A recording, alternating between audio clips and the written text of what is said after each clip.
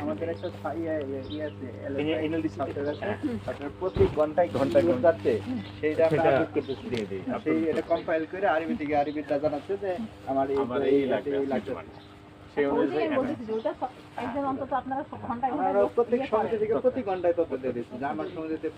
এই পাশে থেকে তুলো একটু ছবি এদিক থেকে তুলে তখন ওই যে ঢাকার মূল অফিস থেকে আপনারা যায় যে পাবা তারপর যে এনএলডিসি বলে যে আজকে জেনারেশন এই পাশে আসেন,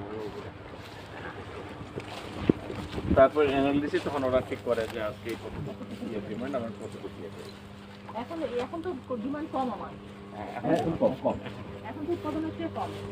না উৎপাদন তাও না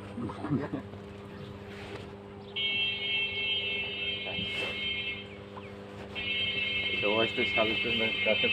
বসায় রাখেন।